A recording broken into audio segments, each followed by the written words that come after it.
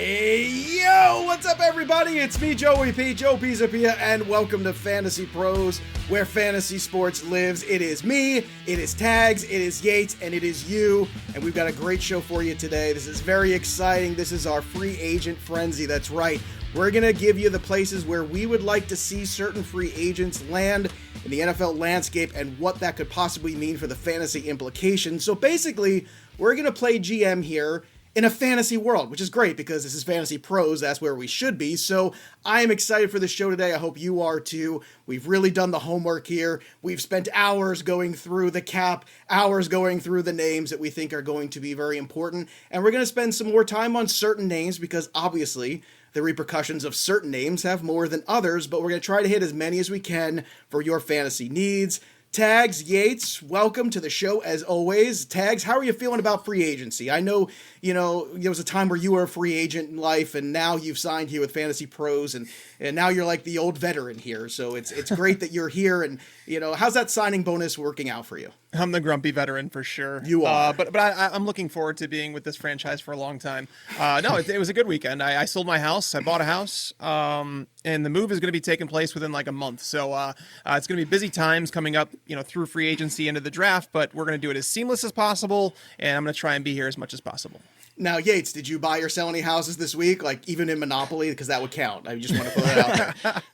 I did not. I've had enough buying and selling of my house to last a little bit here. Still kind of dealing with, PTSD from selling that in the NFL season. No, I'm doing good. The weather here is fantastic. It's 55 degrees, and I've got the windows open, or had the windows open for a little bit because I don't want to waste this beautiful day. But then I was like, it's still pretty cold. I'm going to close the window. It's still 55 degrees. Moving is the worst, right? I mean, I don't know. Is there anybody who likes moving? The whole box process. I don't know about you guys. I'm one of these people too. Every time I move, I'm an unpacker. Like even if I go on a trip, when I come home, I unpack immediately. Like the dirty clothes go in the wash thing, things that go back to where they were. If I don't unpack, I feel like the suitcase or the boxes or whatever it is going to sit there forever. Mm-hmm. Yates, Are you an unpacker? You strike me as an unpacker.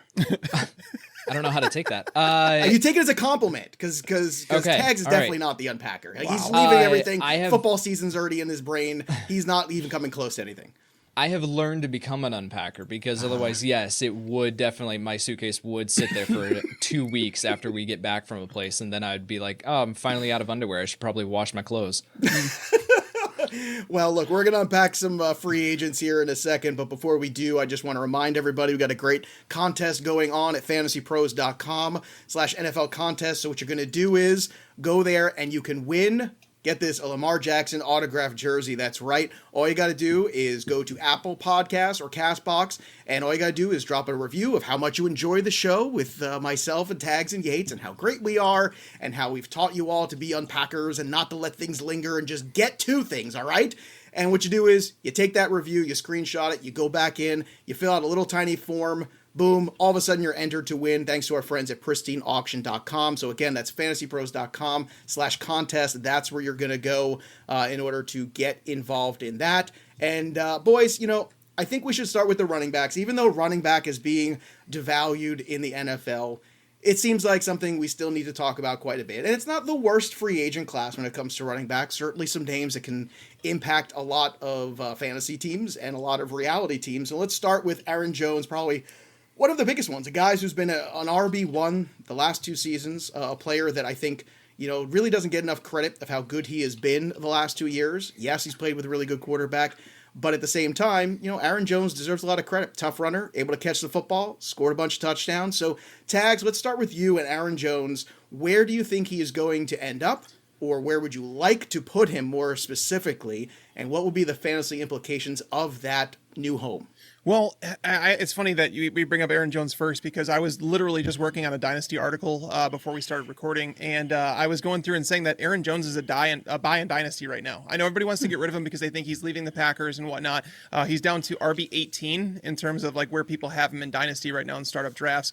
He's a guy that over the last 3 years now, he's finished as I do a study that basically generates every touch on the football field has an expected fantasy outcome. You know, a carry at the 50-yard line is not worth as much as one in the 20, as one in the 10. It keeps going up. Aaron Jones has scored over 150 more fantasy points than the average running back would have over the last 3 years. He's like legit always in the top 5. He's one of the best running backs in football. He's essentially Alvin Kamara, just without that Saints offense, right? But the Packers is not too far behind. So seeing him leave there, his efficiency will go down, but he's probably going to get more touches because someone is going to give him a 3 or 4 year deal at just 25, 26 years old and use him as a workhorse. So even if he takes a step back slightly in efficiency in the offense, I do expect the touches to come up from these. I think it's like 17 touches per game the last 2 years under Matt LaFleur. So the top potential suitors I had for him are the Jets, the Dolphins, the Bucks, and the Bills. Now, all of that can range in terms of like what his fantasy outlook would be, because if anybody follows any of my research, it's like you want running backs associated with high scoring offenses. If you're going to draft a running back as a, even an RB1, you ideally want him to have a lot of scoring opportunities. So ideally, I think him going to a team like the Dolphins would make a whole lot of sense because that's a team that's moving forward. They're trying to surround Tua Tagovailoa with a lot of talent. The offensive line has been rebuilt. I do expect them to use one of their first-round picks on an offensive lineman. Myles Gaskin had some success behind that offensive line last year. Tua Tagovailoa, it would give him another weapon in the receiving game. That's my ideal landing spot for him from a fantasy perspective, but Yates, I'm curious to hear what you think about him going maybe to the Bucks as the complement to Ronald Jones, where it's like he goes back into a timeshare, and Tampa Bay really needed a pass-catching running back to kind of, take that role because Leonard Fournette was not it. Yeah, for Aaron Jones, the question has never been about his talent. He's always been an extremely talented running back, and he's produced with his opportunity. And like you said, Tags, but it's always just been what's the workload for him. He's always been splitting time with Jamal Williams, and that was the thing with Mike McCarthy. Still continued with Matt LaFleur, and so you talk about Tampa Bay. I do think that would be a very similar situation. I don't really see that one playing out because I think Aaron Jones is going to outprice himself for Tampa Bay and the available cap space that they have and some of the other needs that they have to work on, like Chris Godwin that we'll talk about here in a little bit. So I think it would be a very similar situation. I would see that, as a timeshare. I just don't see that personally happening. I do have the Dolphins as the main landing spot for Aaron Jones in my predictions here as far as a place that I think has the cap space to sign him. Give him that majority of the workload. I think you'll see Savon Ahmed and Myles Gaskin maybe factor in just as a change of pace to give him a rest. But if that happens, I think we are talking about Aaron Jones as a top 10 locked in, maybe even top 5 running back for 2021. It would seem like the Dolphins would be a good fantasy spot for him. And I remember when we did the NFL mock last week, I wanted to say Najee Harris we had going to the Miami Dolphins. So if that is the alternative there, obviously that frees up that pick too. If they decide they want to go with a guy who a little bit more established that they know already they can go in there with and use that pick somewhere else, because you do have the high picks. Some teams don't like to spend that first round pick on a running back no matter how much upside they have, just a philosophical thing the organization has.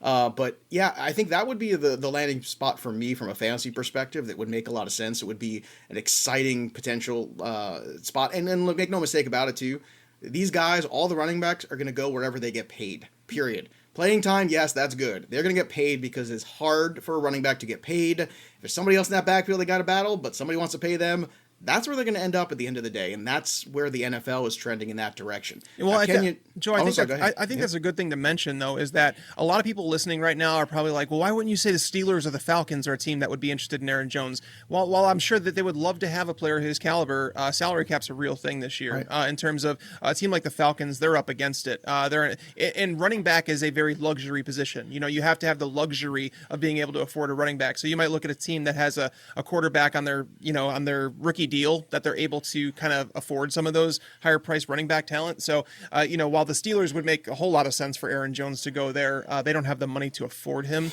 So these are all things that are going to be baked into when we're talking about the landing spots. There's a reason we're not talking about those teams getting someone like Aaron Jones because he's just going to cost too much. Yeah, hey, look, and Kenyan Drake, there's a running back too, who's number 2 on our list here to discuss today. And Kenyan Drake started off in a boot and then had a little tough beginning to the season, but by the end of it, started to look a little bit more like the Kenyan Drake that people were hoping for in 2020. So going into 21, Yates, let's start with you on this one here. Kenyan Drake, what's left in that tank for him, and who do you think would be a good fit for him in your opinion? Man, it's so difficult to look across the NFL and see a team that's going to be willing to bring in Kenyan Drake and give him significant money. So for me personally, I really just see Arizona as the landing spot for him next year. And I think he's going to have to take a cheap deal, stay in this offense that we know is willing to give him the majority of the work. Cliff Kingsbury coming out this week saying that Chase Edmonds is, a potential lead back for them.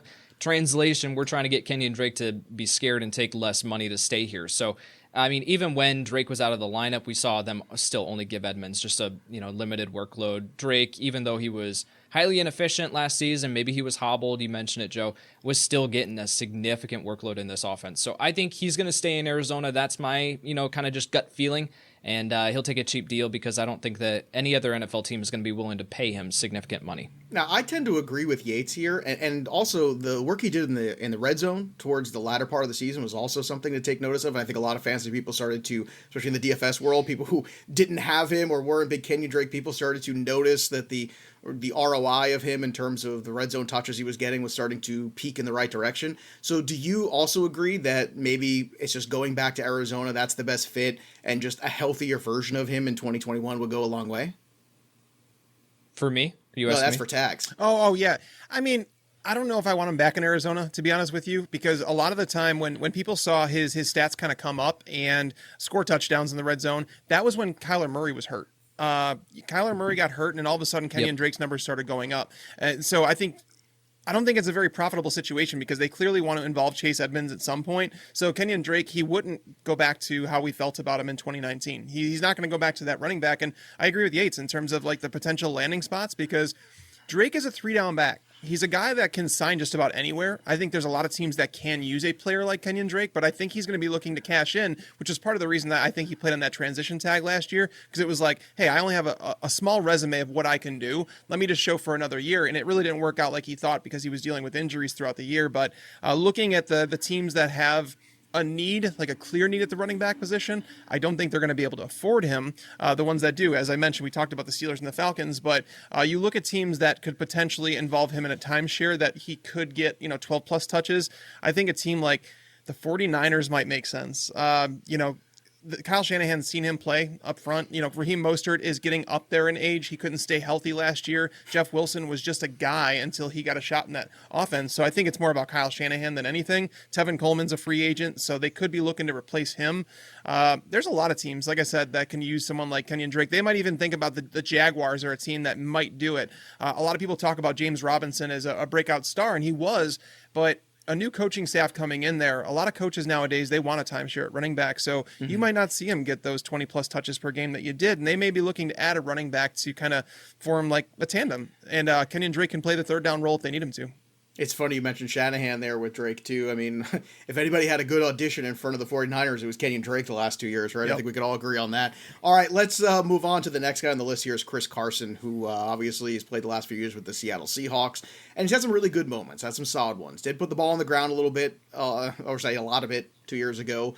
But, I think Chris Carson, to me, is one of the more tenuous investments out there in the free agent market. I don't think this is I think you're better off trying to go in the draft, getting a young guy personally, than chasing Chris Carson's numbers in Seattle. It's just not something that I want to do. So, Tags, let's start with you with Carson. Your thoughts on Chris Carson, a landing spot, and what kind of investment you think he is. Maybe you're different from me, but I don't see him being a good investment for a team. I think he's going to be a guy someone brings in to potentially battle with somebody else or to back up somebody else. That's me, but do you see it differently? I believe he's going to be brought in somewhere to be part of a timeshare. I don't think anybody's going to view him as a 3-down back that they want to play and, give 20 touches per game to. I think it's really telling that Seattle was willing to just let him walk. They're a team that Pete Carroll continually talks about. I want to run the football and I want to do this, but yet you're going to let your best running back go. That kind of says a lot. And I just think that they're to the point where Chris Carson, they don't know if he can remain healthy with the workload that they wanted to give him. So Seattle has to have some sort of plan for a running back, whether it be in free agency or in the draft. I fully expect them to add someone. If not, you're going to see maybe like an Alex Collins have some sort of sleeper breakout year, or Rashad Penny, one of those guys. But Chris Carson, I could see the Bills as a team involved in him because the Bills are clearly a team that's built to win now. They've drafted running backs in the third round back-to-back years, and I don't think they're happy with Devin Singletary or Zach Moss. I mean, Moss had some injury question marks coming out of college, and that he did nothing to quiet those down. We always hear the Bills associated with free agent running backs, so it's like, look for a team that wants him to kind of like be their primary ball carrier. He may not catch as many balls as he has. I don't think he's going to have nearly the fantasy value he did in Seattle, no matter where he goes, but he's someone that I think the Jets or Dolphins I think those are the two teams that I would expect to be involved, trying to lure him to their squad. That's an interesting thought process too. Yates, how about for you? I mean, do you see him in a timeshare in a place like a Buffalo, or is there somewhere else that makes sense in your mind? Because I can understand the Buffalo one, because this is a team that did not run the football a whole lot or commit to it. They threw the football a ton, but like everything, it catches up with you in the playoffs. If you can't run the ball and play defense in the playoffs, it's a problem. So maybe a timeshare where there is a Moss or a Singletary or both, maybe it's a way to keep Chris Carson okay until you get into December, January, when those games matter the most. Or do you think there's a better spot for Chris Carson in your mind in another share? Buffalo is intriguing, but it doesn't really make sense for them to bring in another banger running back between the tackles who has problems staying healthy. They've got Zach Moss already for that. Now, I do think that they need to do something at the running back position. I just don't know if the answer is Chris Carson specifically. As I look across the league and I say, what team could potentially bring in Chris Carson to be part of a timeshare? Because I think his days of being a workhorse back in Seattle and a run for, I think those days are gone. And so I think looking at the Chargers make a ton of sense. They've got a little bit of cap room to play with here. They try to make it work with Kalen Ballage and Joshua Kelly, for goodness sake. So I think if you bring in Chris Carson to be that first and second down back, and then the complement to Austin Eckler, you potentially get Eckler and Carson on the field at the same time.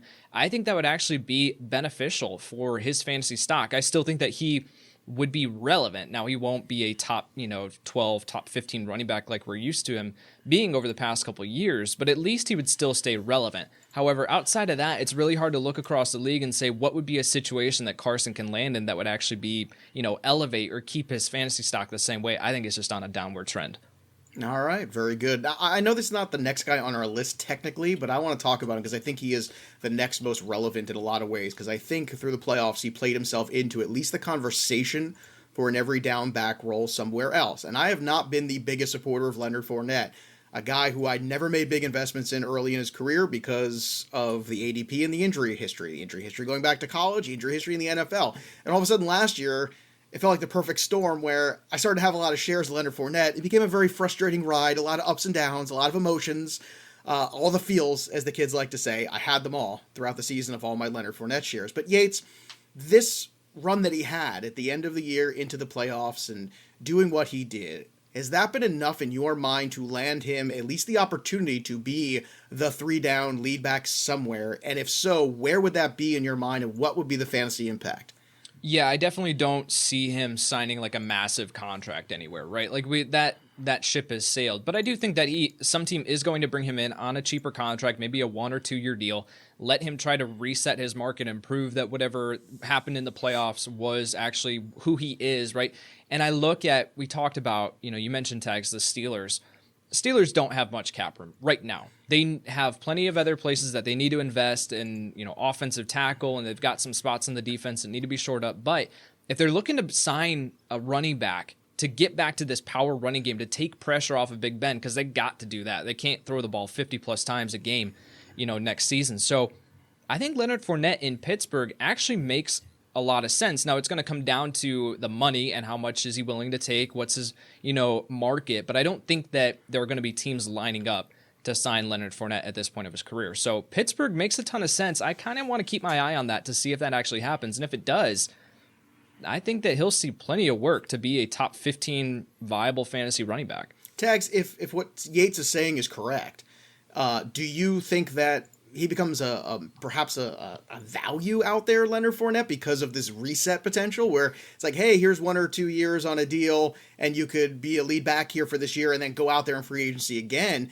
Is that appealing to Leonard Fournette, or would he maybe settle for, a little bit more money, a little bit less secure in terms of, touches that he might get, but maybe a little bit more job security? Right. Fournette's a really tough one, right? Like if you were to rewind before the NFL playoffs, Leonard Fournette may have been out of the league in 2021.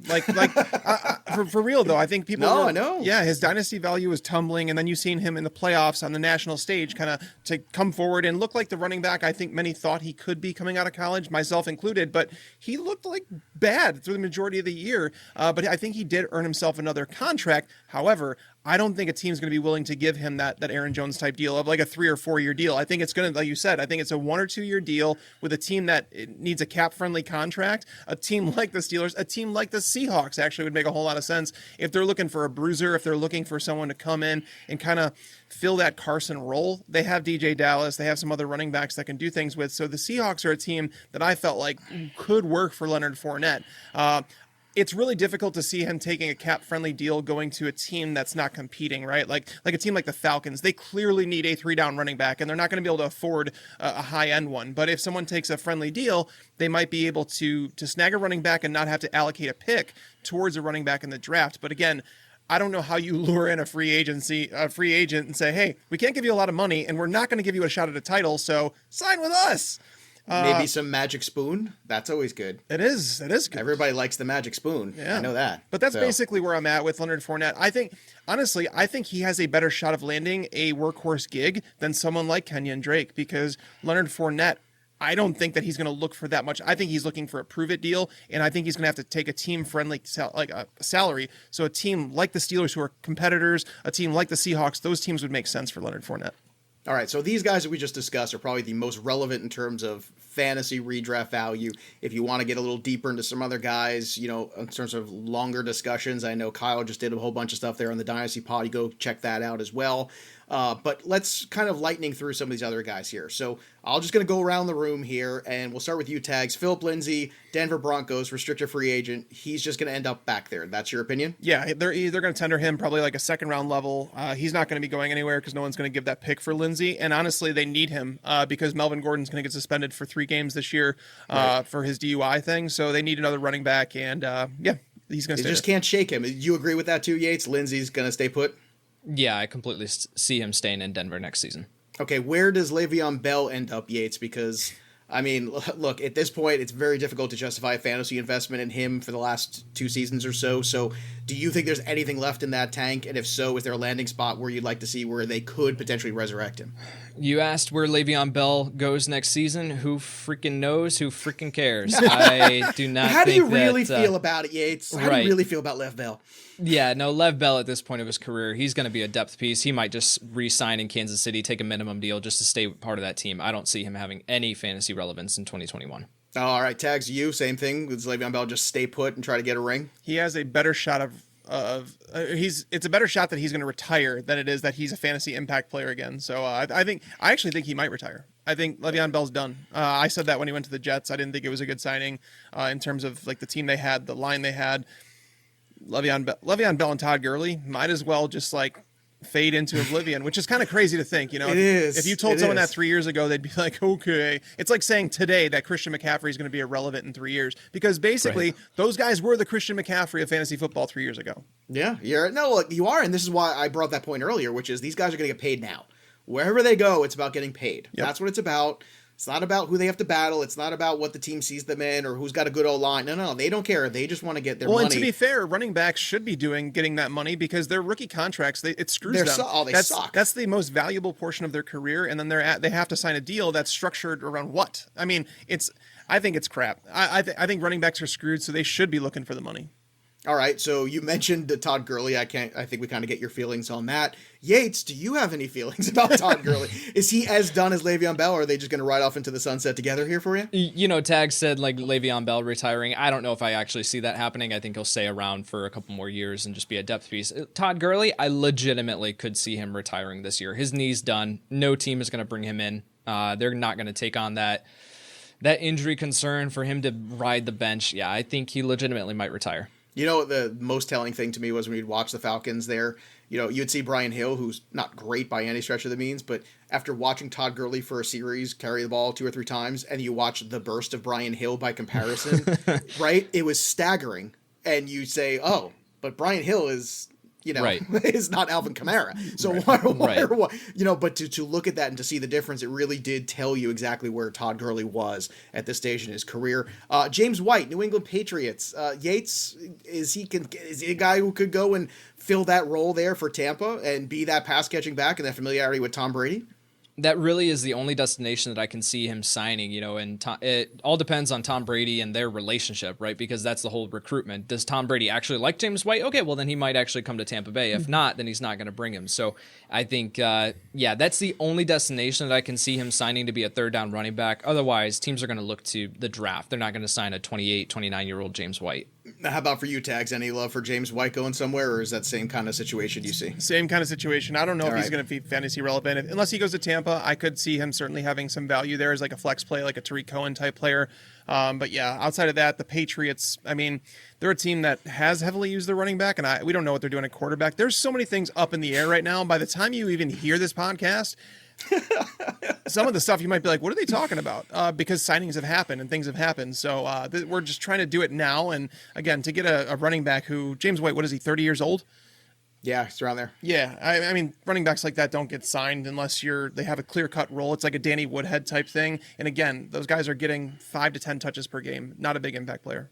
Well, it's fun for people to go back and listen. It's like Days of Future Past, like that X-Men movie. You just go back and forth, and some stuff makes sense, and other stuff you just kind of go, you just accept it, and you just move on. Tevin Coleman, 49ers, Tags, thoughts? Very good. Yates, your thoughts? All right, everyone is ill. Next, Mike Davis. Hey, Mike Davis had some moments last year, but the question is, Yates, did he have enough moments to get himself a gig somewhere else? Or is he worth more just staying put to that organization in Carolina? I think he'll stay put. I mean, this is a guy who Chicago cut 2 years ago, halfway through the season, to get a comp pick. So, yeah, I don't think that we saw Mike Davis, start to wear down towards the end of the season. He's just a depth piece, just a backup running back. So he has some value as the insurance running back to Christian McCaffrey. Outside of that, no, I'm not looking his way. All right, very good. How about you, Tags? Yeah, it's pretty much the same thing. And Yates hit it on the head, saying that, as the year went on, we saw him deteriorate and slowly fall off the RB1 conversation despite getting those those elite touches in Carolina. So he's just a depth guy. He's not a bad guy to have on your roster. What's funny is that the Bears should have someone like Mike Davis behind David Montgomery because they really have nothing. Ryan Nall is the running back there. So, but the Bears are the Bears. So the Bears are going to bear. We'll talk about them another day. Yeah, we'll try to avoid that if we can. Last one, James Conner. Tags, it's kind of strange because you had that fleeting moment where James Conner looked great, and then we've been chasing it ever since, and I'm not surprised, and I know he's had injury histories, and I know he's had some health issues as well, but is there any chance that James Conner can find a landing spot that will actually make him fantasy relevant again? Is it possible? Yeah. I mean, what the Steelers did last year, that offensive line, it was terrible. Not many running backs would have had much success behind it, but I think the secret's out on James Conner and that he's struggling to stay healthy. And could it be from beating cancer, which was a great story, for him to even make it to the NFL and overcome all that stuff. But at the same time, he has not been able to stay healthy ever since he kind of took over that workhorse job. He's best suited for a timeshare, and that's fine. So he's someone that I do believe is going to be in the league next year, unlike maybe a Le'Veon Bell. But I don't see a team willing to give him more than 10 to 12 touches per game. So there's a lot of landing spots that he could go because, again, teams need depth at the running back position. They just don't want to pay for it. If you had to put him somewhere, Yates, where would you put him for that depth? Oh, man. I think that Atlanta kind of makes sense just because they're going to need someone on a super cheap deal, and James Conner is probably just going to look to take any deal that he can. If he does, then he's going to be relevant just because of the workload. But outside of that, man, I'm with Tags. He hasn't been able to stay healthy. I just think his best days are behind him. All right, before we move on here to our wide receivers, I want to tell everybody about Magic Spoon because, look, we're all trying to eat better. It's hard, all right? We've got bathing suit season right around the corner. I know Tags and Yates are going crazy right now trying to get into shape. We've seen all the workout videos from Yates about him trying to get ready for that beach body. But look, it's also about the breakfast. So healthy breakfasts go a long way, and that's where Magic Spoon comes in there. And they have amazing flavors that you'll absolutely love, but without all the bad stuff. So they got 0 grams of sugar, 13 to 14 grams of protein, only 4 net carbs, which is amazing, only 140 calories. It's keto-friendly, gluten-free, grain-free, soy-free, low-carb, GMO-free. It's all of the above. They got some really fun flavors out there too. The cookies and cream. They've got the cocoa one you could add with the peanut butter, make peanut butter and chocolate together. Oh my goodness. That's what you want to get. So if you are someone here who listens to the podcast, and obviously you are, you've got a chance to go to magicspoon.com/fantasypros and grab yourself a new limited edition cookies and cream maple waffle or a custom bundle of cereal to try today. And be sure to use our promo code FantasyPros at checkout to save $5 off your order. This offer is now good only in the United States and Canada. So that's it. It's very specific cereal. You can only get it around here in North America for now, but only when you use that code at checkout. So Magic Spoon is so confident in their product that it's backed 100% happiness and guarantee. So if you don't like it for any reason, they'll refund your money. What more can you ask for than that? So once again, go to magicspoon.com/fantasypros and get your new limited edition or whatever your cereal flavor of choice is at Magic Spoon. So let's see if we can get some magic for this wide receiver class. That's right. I'm the king of transitions. You know it. So let's start with Allen Robinson, who, my goodness, you know what? I have a wish list for 2021. And it starts with Allen Robinson having a quarterback for once in his life. I just want Allen Robinson to play with a very good quarterback. So Yates, give me a spot for Allen Robinson you want to put him that will make me happy, because this guy has done so much with so little. It is unbelievable to me. And he just deserves it. I know that's a stupid word to throw around, but he does. I feel like he deserves it. He's a hardworking guy, a good route runner.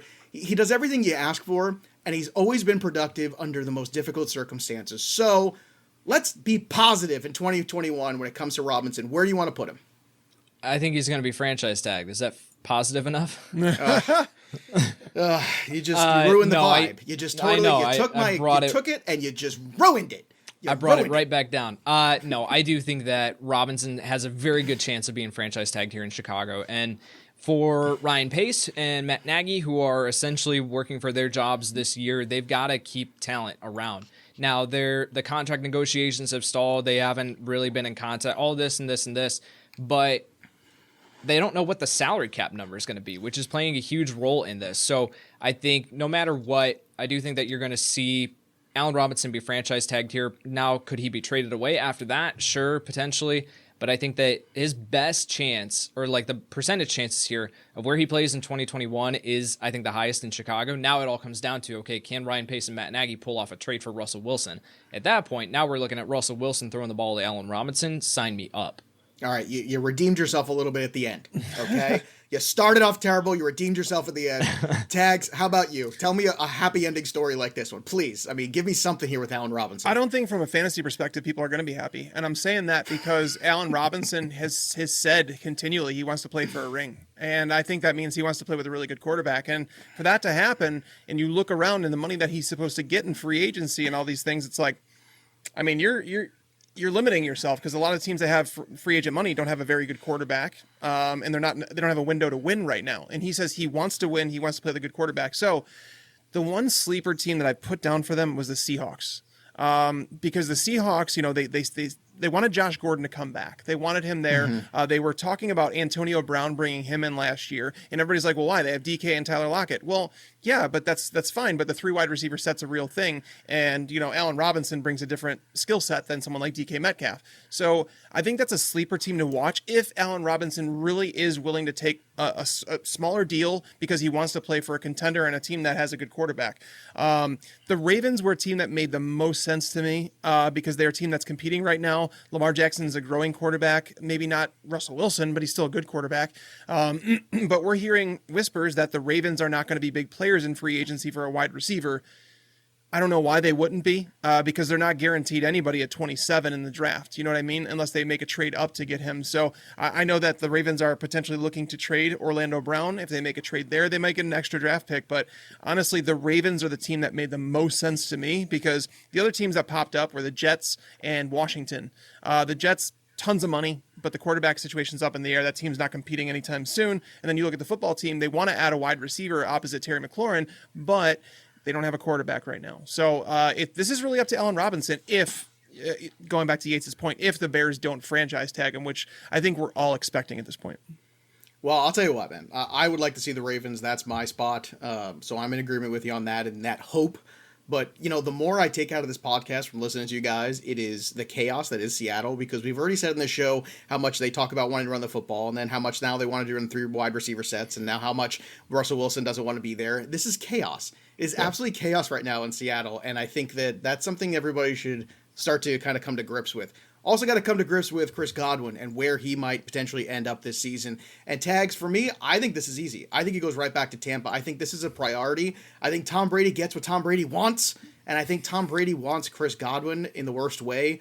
You hear the way they talk about each other. It just seems like he's the go-to guy he feels the most comfortable with. Not that he wasn't comfortable with Evans or anybody else there, or AB, but it felt like Godwin was that one where he was really kind of in a special rapport with. So am I reading too much in between the lines here, or do you think that Godwin might indeed end up somewhere else in free agency? No, I think Godwin's going to wind up back with the Bucs. The question is like, I don't think they should be unfair to Chris Godwin, because Chris Godwin was not a first-round pick. He didn't have a massive rookie deal. Over the 4 years in the league that he's had, he's made $3.2 million. Is that all?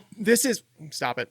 This is Chris Godwin's time to cash in. It really is his time to cash in at a perfect age. It's a decision with him. Obviously, I do believe he's going to be back ultimately, but I think he takes like a 2-year deal, basically to say, hey, give me a fully guaranteed contract for 2 years. We'll do that, and then we'll go through this again in 2 years, because the franchise might be looking to rebuild without Tom Brady, might not have a quarterback. It's almost like a way to make it work, because Mike Evans and Tom Brady have both talked about reconstructing their deals to make it work with some of these free agents that they have. So ultimately, I do see Godwin coming back to the Bucs. If he doesn't, for whatever reason, we could see him go to the Patriots. That's a team that they really do value wide receivers that can move all over the field. Chris Godwin can do that. I know they're a rebuilding franchise, but Chris Godwin is someone that can be involved in a rebuild because he's young enough to do that. So the Patriots are a team I would expect to be in on him. All joking aside, 3.2 is not a lot from the NFL standard. So Yates, do you think that a 2-year deal and, hey, come back and play with Tom Brady and build your stock even more for 2 years from now is the sell job? Or do you think somebody's going to come over the top of that and say, no, here's 3 or 4 or 3 years guaranteed in a 5-year deal or something like that, and come at Godwin hard because he has been undervalued, because they know that money talks at the end of the day? Well, here's the macro view of this free agency cycle, which is super interesting, is that what is the overall consensus and thought with the players that are heading towards free agency, with the salary cap taking a hit rather than jumping like it was expected to? So when these players are heading into free agency, do we see more players willing to take a 1-year deal, 2-year deal that they have an option out of in year 2 to be able to then hit the free agent market again next year when the market jumps back up, because fans will, cross our fingers and praying that fans will be back in the stands this year and everything will be normal, right? Then at that point, the revenue jumps back up, new TV deals, everything like this. So with Chris Godwin, I think he does end up in Tampa Bay again, one way or another, whether it is the franchise tag or he's back on a 1 to 2 year deal. And I think this is really the situation that we're going to see across the NFL, is shorter deals this time around. Whereas some players who are towards the bottom of the list, that they might want some more of that long-term security, we could see that play out. But for these top guys, I think they're going to be taking these short-term deals and then trying to turn it into a massive deal, 1 to 2 years down the road. All right, I'm going to ask a loaded question about this next guy here. And Yates, I'm going to start with you. So it's a high curve. You ready for this? So 2 questions. Number 1, is JuJu Smith-Schuster going to get paid like a 1? And is he a number 1? No and no. I don't think that he is going.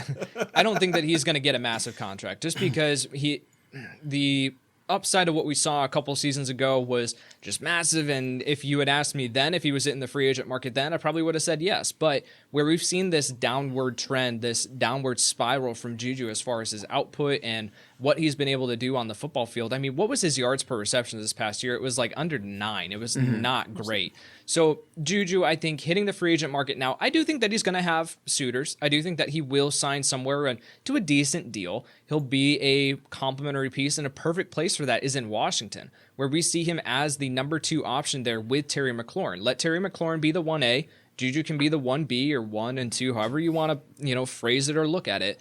But JuJu, I think, goes to a team in Washington that desperately needs wide receiver help, and he fills a huge role. and then he can still be that complementary piece where he doesn't have to have the attention that a number one demands, where I think he is best suited for that 1B to wide receiver 2 role. So Yates is making a really good point too about some of those stats this year from JuJu, but Mike, is that basically a circumstance of the offensive line of the Steelers last year and how quick Big Ben's getting rid of the ball and all of those numbers coming down? Because if you dial that back to a couple of years ago, these numbers are very different than they look now. And the overall numbers for JuJu have been pretty good for the most part when he's been healthy. So is it a good fit, like Yates is saying, to put him in Washington and have him just kind of be in a tandem there? Or in your opinion, can he shine somewhere else in a different set of circumstances? That was my prediction, actually, that he goes to Washington. That was what I put in my free agent article. I love the fit because JuJu's not asked to be the number one guy. Now, going back to the question that you had, I think he does get paid like a one. Do I think he's a one? No. And I think he's proven that without Antonio Brown. When I think there was a lot of concern when Antonio Brown left the Steelers was like, can JuJu step up? And that's when things really started to trend downhill for JuJu, because he was asked to be the guy. And then you saw as 2020 went on, like, so in the beginning of the year, Deontay Johnson, Chase Claypool, they were essentially nobodies to a defense, where it was like, we're going to game plan around JuJu, where he was the big focus of the game plan, a defensive game plan. And then as the year went on, you saw Deontay getting a lot of targets. You saw Chase Claypool taking the top off the defense, James Washington a little bit too. And JuJu became just that guy, like the safety blanket for Ben Roethlisberger over the middle of the field. And he started to play a lot better. You saw JuJu get back to, I don't want to say the player that he was with Antonio Brown, but he was close. And I think part of it comes down to Ben Roethlisberger not being the same player that he was multiple years ago. So, but there's a lot of teams in the NFL that are apparently lining up to go after JuJu Smith-Schuster. We've been hearing from Steelers beat reporters that, based on the talks that they've heard right now, there's no way the Steelers are going to be able to retain him because he's going to demand a lot of attention on the open market. That's what they're expecting right now, so that he wouldn't come back. So I think Washington is a team. They've openly talked about adding a wide receiver to complement Terry McLaurin. I think JuJu Smith-Schuster is that guy. Another team that I think we should look at potentially, the Dolphins are a team that should like him a lot because they have, Preston Williams, bigger body receiver. They have Devontae Parker, guys that don't really play in the slot a whole lot. And then JuJu, obviously, it adds another weapon for Tua. He's used to playing in the slot. We talked about the Patriots and the fact that they love their wide receivers to be able to rotate all around the formation. And then obviously the Jets. But when it comes to these wide receivers and the running backs, I mean, a lot of their landing spot's going to come down to, do you want cash or do you want to come play for a competitor? And a lot of times they're going to choose cash just because this is their livelihood. They're looking to support their family, and I get that. And JuJu's really young. He's making money in a lot of other ways than football right now. He's doing a good job marketing himself, so maybe that won't be as big to him. But in the end, the football team is actually where I expected him to go.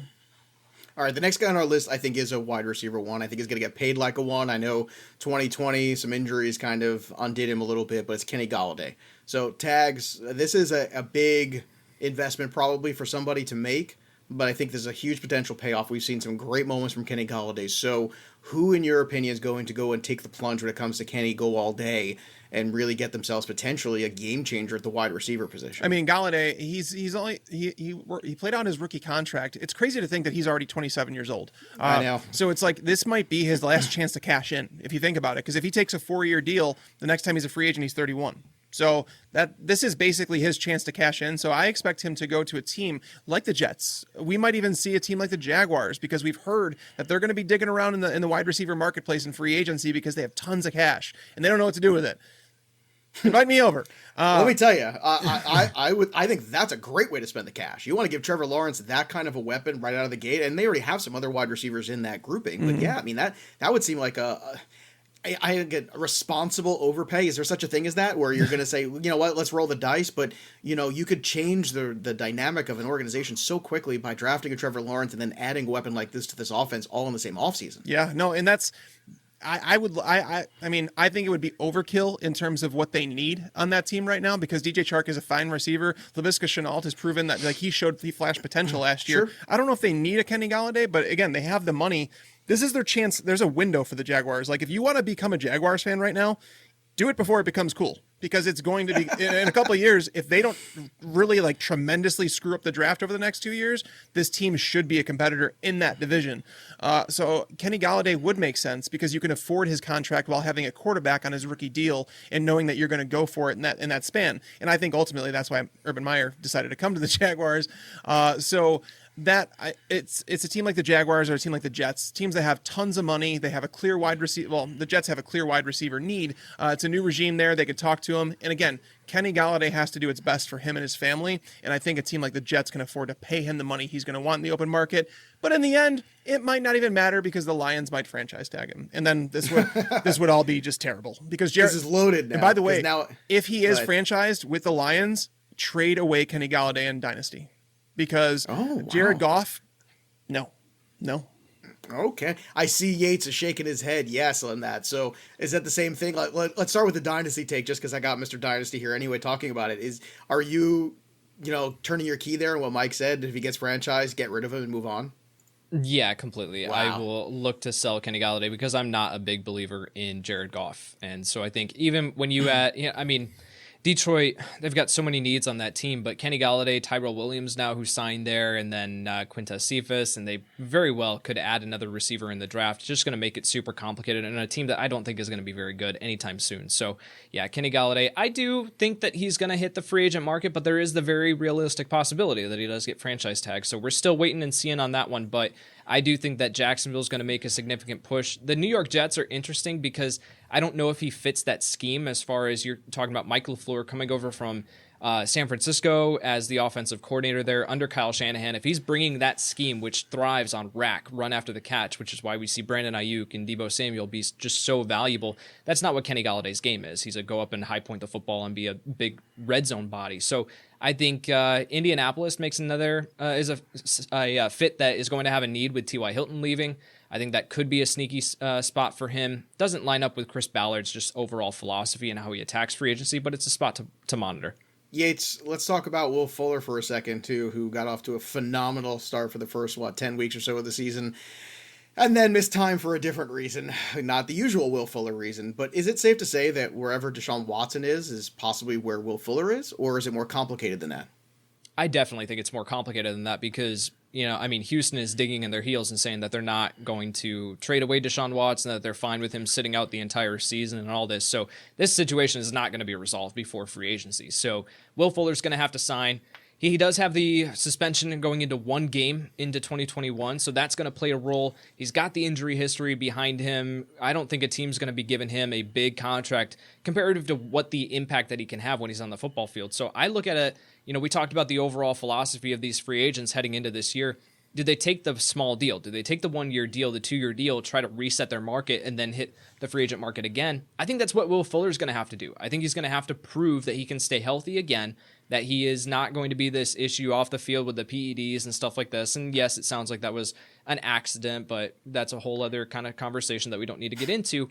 I think Green Bay makes a ton of sense for Will Fuller. Take a cheaper deal. Now, Green Bay doesn't have a ton of cap room, but they do have another wide receiver need opposite of Devontae Adams. We've been saying that for how long?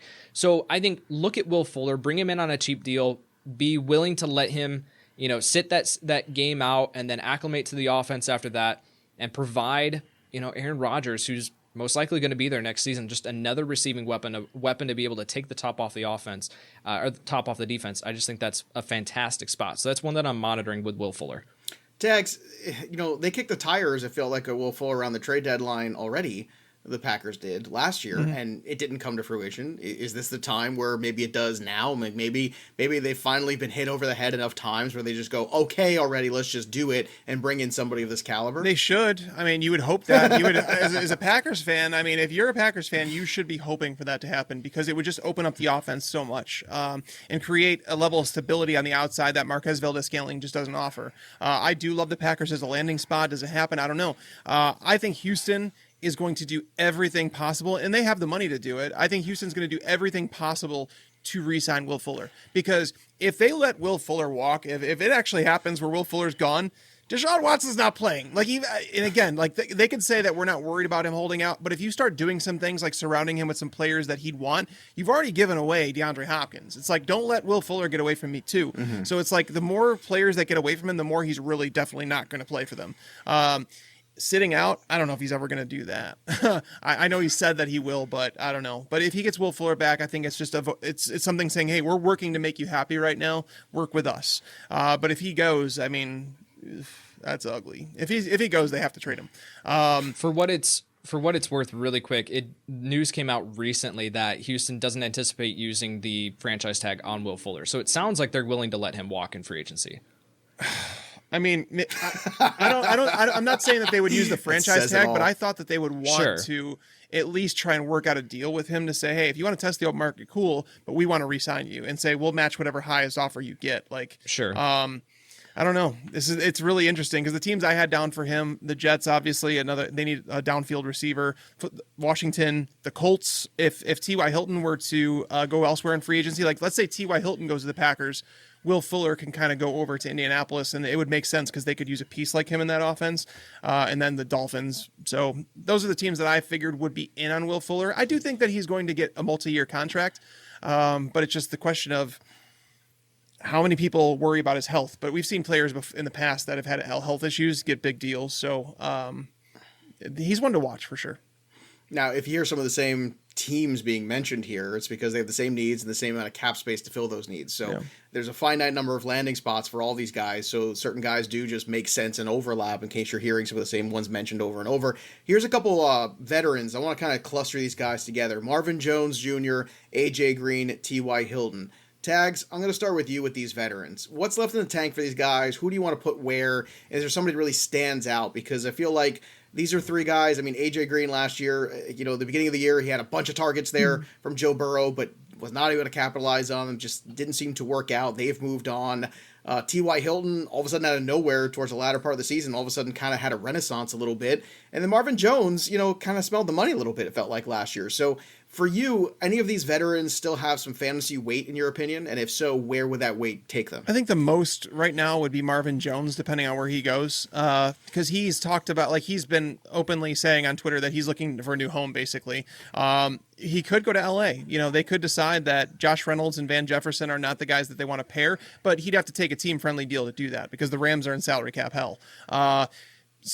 In reality, I don't think any of these guys are going to be very high draft picks in fantasy football next year. T.Y. Hilton, even if he stays there, we saw him take a while to catch on and build chemistry with someone like Phillip Rivers. It could be something similar with Carson Wentz because it was the same offense that he was playing in for 2 years. So it wasn't the offense that he was learning. It was quarterback chemistry. A.J. Green, he had the targets. He had the air yards. AJ Green's done. I'm done with that. I'm sorry. I moved on. I agree. I'm with you as well. I'm done there too. Yeah. I needed to see him done before I was willing to do that, but yeah. Me too. Oh, isn't it the worst too? Like I went in there a couple times, couple shares last year, and I was like, no, you know what? It's so good value. Maybe I'll see what happens. And it was disappointing. That's basically what it came down to is like, if you were investing a 7th round pick, it was like, you're not going to lose your fantasy league because you miss on a 7th rounder. Exactly. So, but yeah, he's done. Marvin Jones is the only one that I have any interest in. And he'd have to kind of go to a place where he's like a 1A, 1B, because if he's behind a target hog, he's not even gonna come close to his target numbers in Detroit.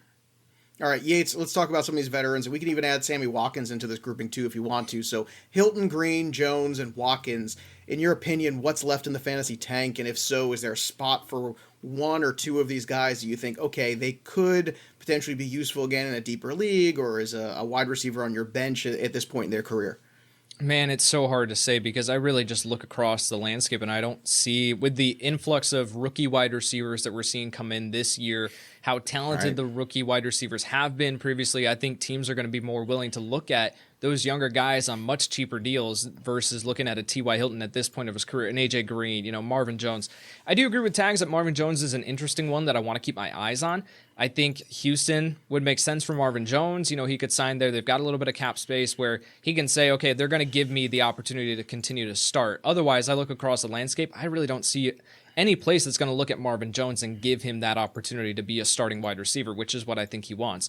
As for Sammy Watkins, I'm done. I don't care. I don't care where he goes. I'm not going anywhere near him as far as fantasy football. He can sign. I was about to say he could sign in Kansas City. It would be great. It would be a fantastic landing spot. Oh wait, we've already been there. So no, I just think Sammy Watkins is done. All right, so let's go to two guys right now who had some really good seasons, but their past has been checkered in terms of their productivity. It's Corey Davis, who had certainly his best season as a pro in Tennessee last year, and Curtis Samuel in Carolina, who seemed to really kind of come on as the season went on. So, Yates, when it looks at Davis and Samuel, is this just the worst set of circumstances where you're paying them off of a small, really good window? And is that very dangerous? Or do you think these two guys could potentially land in spots where, no, this is actually just kind of scratching the surface of the players they could be?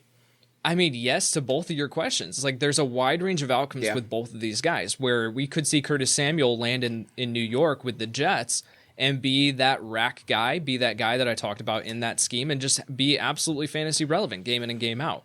We could see Corey Davis sign in New York as well with the Jets, and he'll be fantasy relevant as well. Or it could be that what we saw last year was a fluke. So it's really difficult to look at both of these players and say anything definitively. I just don't know. But I do think that New York makes a lot of sense for specifically Curtis Samuel. As for Corey Davis, I'm having difficulty looking across the league and saying, like, this is the spot that I think he's going to land. And I could see the Patriots be a player, Washington, those guys that we talked about that have the wide receiver need, have a bunch of cap space. But outside of that, I really don't see a place where Corey Davis, where I can say definitively he's going to be a fantasy relevant option again next season.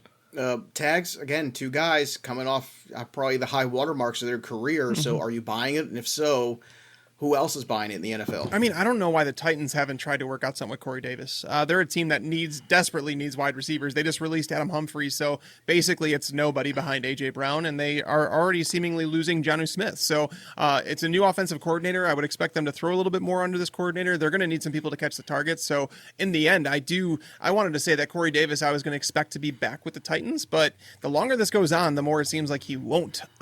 Some teams that I thought would be interested, the Ravens, if they didn't want to spend a whole lot on someone like Allen Robinson. Corey Davis is like a discounted version. That's an interesting pivot. Corey Davis to Baltimore is not a pivot that I've heard of, but that's an interesting one because you might get the wide receiver one that you're looking for and do it a lot cheaper and allow you to do other things as well. That's an interesting one. I haven't put that together and it's yet. Because he complements Marquise Brown is the reason it makes some sense to me in terms of letting Marquise Brown do his work down the field, what you kind of designed him to do. It's not to say that's all he can do, but I think that's what he's best dedicated to do. And Corey Davis would actually demand some attention.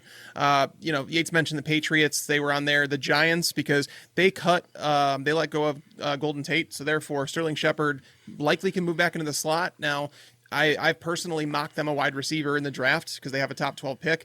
If they don't take a wide receiver there, we could see them add someone like Corey Davis because it seems like they want to continually add weapons around Daniel Jones to make sure, he has everything he needs if he hasn't already. And then the Bears. The Bears, if they don't franchise Allen Robinson, they can't afford to keep him. They need a wide receiver. Darnell Mooney is not your number one. Anthony Miller, I think we've been there, done that already. So Corey Davis to the Bears could potentially be a possibility. All right, let's talk about some fantasy enigmas right now. Antonio Brown and Nelson Agholor. Those are two guys. I mean, nobody saw the season Nelson Agholor had coming, that's for sure. You could poke a lot of holes in it. I'm sure you guys will. But tags Antonio Brown. A lot of people weren't sure they'd ever see him again in the NFL, and we did.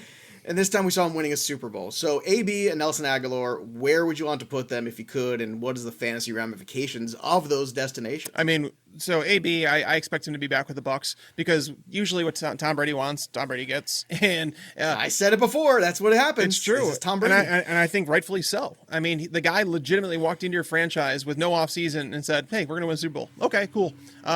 You do what he wants. And Antonio Brown's made enough money over the course of his career where he's not worried about getting a multi-year deal for tons of money. He's got plenty of money. So, working with Tom Brady, I think that Antonio Brown will be back there. Nelson Agholor is like an interesting one, right?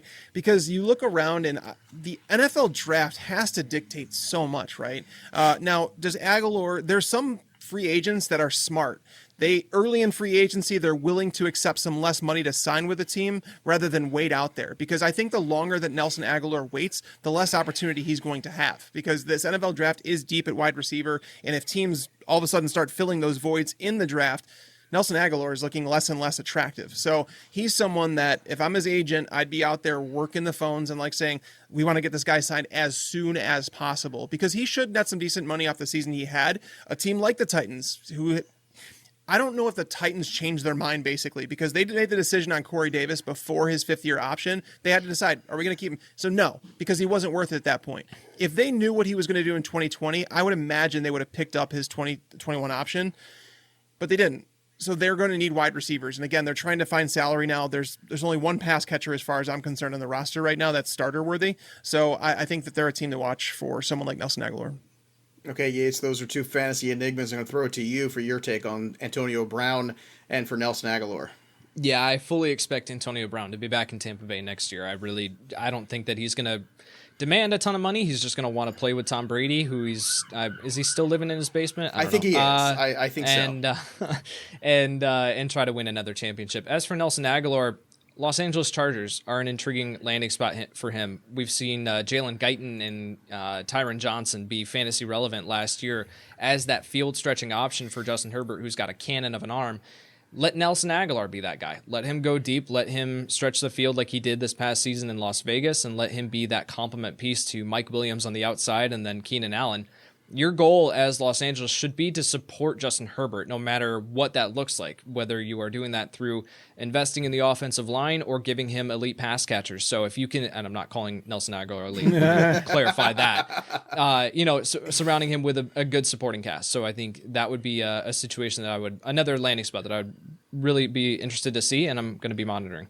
Yeah, I actually lived in Tom Brady's basement for a whole year, it turned out, but he didn't know, so it was a whole different set of circumstances. I was just stalking Tom Brady. All right, let's end with one more wide receiver here. Let's talk about Keelan Cole, the Jaguars, because Tags made some claims about the potential of them going out and spending big there. Yates, do you think that Cole is a guy that comes back to the Jags, or do you think this new regime is going to move on from him and just continue to bring in some new talent? Yeah, I think he's finally going to leave Jacksonville this offseason. And I wanted to at least talk about Keelan Cole because I have been a fan of him for a very, very long time. Now, he's fallen with Doug Marrone. Who knows what that whole situation was, that he was just in the doghouse for the longest time. But whenever he has gotten onto the field with a capable quarterback, even not with a capable quarterback, he's produced. He's shown flashes. So I think an interesting landing spot, one that I'm going to be really interested to see, is Kansas City. Kansas City currently sitting well below the cap floor, right? They've got to make some moves to free up cap space. But with Sammy Watkins leaving, Demarcus Robinson, a free agent, Byron Pringle also, you're looking at Tyreek Hill, Travis Kelce, and Mecole Hardman as your wide receivers next season. You got to bring in someone. Keelan Cole is not going to demand a ton of money, but he can be extremely productive when you give him the opportunity. So I want to watch Keelan Cole as we head into free agency to see, does Kansas City, make a smart move and bring in someone who has a talent like Cole, but just has never been given the opportunity, and tie him to that offense with Patrick Mahomes? It'd be really, really fun to see. All right, look, we've got some quarterbacks and tight ends still to talk about here, but first I want to talk to you about Pristine Auction, one of our sponsors here at Fantasy Pros. They have daily auctions ending nightly with hundreds of incredible items, not just sports stuff, but if you are looking for sports stuff, memorabilia, all of it, this is the place to go. Autograph things, Marvel things, wrestling stuff. That's what I've been bidding on personally, because everybody knows I'm a big wrestling guy. Hence the Edge shirt today that I'm representing here as we head into WrestleMania. But look, there is a ton of great stuff for your man cave or your lady cave at pristineauction.com. The authenticity of the products are very important. They guarantee all the authenticity. It's affordable. It's fun. Look, they've got so many great items out there, and it's so easy to bid. It's quick and free to register. It's free to bid, and you only pay when you win. So what you want to do is you want to go to pristineauction.com, enter Fantasy Pros, all in one word, into the registration code field, and that's located right at the top. And it's free to sign up once again. And when you use that code Fantasy Pros, one word there, you get a free $5 credit. So sign up today at pristineauction.com. Again, that's Pristine Auction, Pristine auction.com. So let's fly through the quarterbacks here, boys. And look, Dak Prescott's obviously where we got to start, but Tags, is there any way they're going to let Dak Prescott walk? This would be the craziest set of circumstances. Is this a big fat no when we just kind of move on from this? Yeah, I would assume that he's going to be playing for the Cowboys this year, unless there's some sort of trade that's worked out where some people have suggested a Dak for Deshaun Watson straight up trade. I don't know how that works when it comes to Deshaun Watson's salary and the Cowboys salary cap issues. I have no idea how they'd make that work. But there's some people suggesting that Dak could be traded for someone like that, which if we removed all salary things, it's like, okay, I guess that would make sense because Houston wants to get something. They need an answer at quarterback, and Dak's obviously that. But I think it's a foregone conclusion right now that Dak Prescott is going to be playing for the Cowboys this year. And, will he be in 2022? That remains to be seen. I feel like they're going down this whole Kirk Cousins kind of road too. They just keep jerking this guy around and jerking around. And eventually the relationship frays so much. And I know Mike and this is why you watch us on YouTube, because Mike is literally just nodding his head up and down. It feels like we're going down this path, Yates. Yeah. And it's stupid because, you either have the quarterback in the NFL if you don't. And when you do, and you'd feel like you can win with him. Look, every quarterback has, well, maybe not every quarterback. Patrick Mahomes doesn't have a lot of deficiencies. But look, Dak Prescott, I don't know what more he has to do to prove that you can win football games with him. And you're probably not going to find anything better out there right now that you can replace him with in the next 3 to 5 years. So, Yates, is it just so simple as saying, look, the Cowboys will just figure this out, and they should and they will? Or do you think this is going to become more complex as the offseason goes on? Well, last offseason, the whole argument and the reason why they couldn't come to a contract agreement and why he was franchise tagged was because Dak wanted the 4-year deal and the Cowboys wanted 5 years. That was the whole thing, that the Cowboys wanted that to have him under contract for a little bit longer. Dak wanted to be able to hit the market again when he was about like 30 or 29 or something like that. I forget the exact numbers there. So that's the whole hiccup. That was the reason why this contract didn't happen last year. So now under the franchise tag, obviously he gets injured. That puts a whole just kind of mystery along with this. Like, what is the situation moving forward? All news recently and buzz has been that there's been progress made. Now, you don't know whose camp that's coming out of. Is that just Dallas, and Jerry Jones saying like, yeah, progress is being made, we're coming towards it? And no, they're not. They're still far away. So I don't know. That still remains to be seen. But Dak will be in Dallas next year, one way or another, either on the franchise tag for a second time or with a long-term contract. But I don't see him playing anywhere else in 2021. Okay, do you see Trubisky playing somewhere else? Because Mitch Trubisky could end up being somebody that just never happens, or he could turn into maybe the next Ryan Tannehill. Some people like to suggest if you could just get him out of that circumstance with Matt Nagy. So Yates, in your opinion, where does Trubisky land? Does he just come back here with Chicago eventually because they don't have another option they can figure out? Or is it time for him and everybody to just move on from the Chicago Trubisky experiment? Because I kind of feel like it's the latter, but what do you think? Yeah, this is a marriage that was kind of destined to fail from the beginning. So Trubisky and Matt Nagy just really never clicked, never worked. So you're going to see Trubisky hit the free agent market here. Now, with his talents, the traits that he's got, the athleticism and the arm strength, I think that he can still be someone that NFL GMs are going to look at and say, like, maybe we can fix him. I don't think that's going to happen personally, but I think that NFL GMs are going to be willing to bet on the draft capital, what they've seen in previous seasons and stuff like this. In 2018, he still played really well. So I think that is still there, and an NFL GM is going to be willing to try to unlock it. A destination that I think makes a ton of sense is San Francisco. San Francisco has a lot of uncertainty behind Jimmy Garoppolo there at quarterback. Nick Mullins, CJ Beathard, it has not worked. They need a better option, a more long-term option. Now, do I think Trubisky is it? No, but I think that they can at least have that backup quarterback that if Jimmy G doesn't work out again this year, if he gets injured again, they at least have someone they can fall back on, and Kyle Shanahan can be creative with. Let him, play action galore, which is what Trubisky thrives on. I think that's an interesting situation here for him, and at that point, he's not going to be someone who I think lands a starting job anywhere. Like I said, as the backup here in San Francisco, but I do think that he can be relevant if he is given the opportunity in that starting role or in that offense. All right, relevant and Trubisky, I'm going to use them in the same sentence for tags, and then I'm going to duck and let him talk. Go ahead. No, I don't think he's back with the Bears. I don't know if they have an answer at quarterback, though, because, what are you going to be doing? Starting Nick Foles? I'm starting to think that Alex Smith is going to be the Bears' answer, which is really not the answer, but that's what I feel like as a Bears fan that we're getting prepared for. But Trubisky, I think there's a couple teams that should be interested in him. If Washington doesn't get a quarterback in the draft, if they stay at 19 and Mac Jones, for whatever reason, comes off the board before it gets to them, then they should be a team that should be kicking the tires on Trubisky, because there are some question marks around him. I think a lot of people forget that Trubisky was coming out of college. He was expected to be a developmental quarterback that wasn't expected to start right away, because he only had, I think it was 13 starts in North Carolina. Right. So I don't think people should write him off, but I also don't think he's going to be locked into a starting job.